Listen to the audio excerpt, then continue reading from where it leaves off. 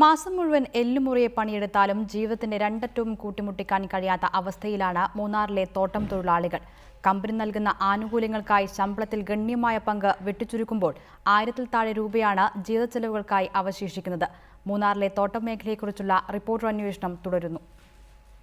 ടാറ്റയുടെ തോട്ടത്തിൽ ഒരു മാസം പണിയെടുത്ത തൊഴിലാളികളിലൊന്നിന്റെ ശമ്പള ചീട്ടാണിത്.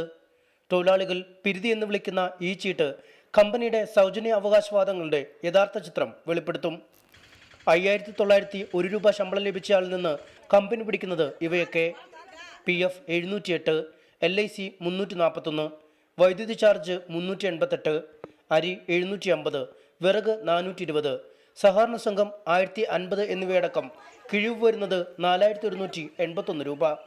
ശമ്പളത്തിൽ അവശേഷിക്കുന്നത് 1720 രൂപ. തേയിലക്കാട്ടിൽ നിന്നും 2 കുട്ടികളെ സ്കൂളിലെത്തിക്കുന്നതിനുള്ള വണ്ടിക്കൂലി മാത്രം 1000 രൂപ. പലചരക്ക്, പച്ചക്കറി തുടങ്ങിയ മറ്റിനങ്ങൾക്കായി ഒരാൾ പണിയെടുക്കുന്ന കുടുംബത്തിന് ബാക്കിയുള്ളത് 720 രൂപ. മീനോ ഇറച്ചിയോ കുട്ടികൾക്ക് നൽകണമെങ്കിൽ പിന്നെയും നല്ല കാലം നോക്കണം. சம்பாதித்தின காரியம் പറയുകയും வேണ്ട. இதில் விட்டு நாங்கள் பிள்ளைகளுக்கு ஆட்டோ பைசா 2 பிள்ளைங்க இருக்கவங்க வீட்டில் 1000 ரூபாய் கொடுக்கணும், 3 பிள்ளைங்க 4 பிள்ளைங்க இருக்கவங்க வீட்டில் 2000 ரூபாய் ஆயிடுது ஒரு மாசத்துக்கு. பின்ன இதை விட நாங்கள் காய்கறிக்கு ஒரு வாரத்துக்கு 600 ரூபாய்க்கு மேலே தான் காய்கறி வாங்கணும். 10 കിലോമീറ്റർ ദൂരം പിന്നിട്ട് കാട്ടിലോട് ജോലിക്കെത്താൻ 10 മിനിറ്റ് വൈകിയാലും ശമ്പളത്തിൽ കുറവ് വരും. ശാരീരികാസ്വാസ്ഥ്യമടക്കമുള്ളവയ്ക്ക് വിശ്രമിച്ചാലും വേതനം കുറയും. കമ്പനിയുടെ ബാലൻസ് ഷീറ്റിലെ കണക്കുകൾ അടിസ്ഥാനപ്പെടുത്തി വേതനം നിശ്ചയിക്കാനൊരുങ്ങുന്ന ഉടമയും സർക്കാരും ഈ യാഥാർത്ഥ്യങ്ങൾ കാണണമെന്നാണ് തൊഴിലാളികളുടെ അപേക്ഷ.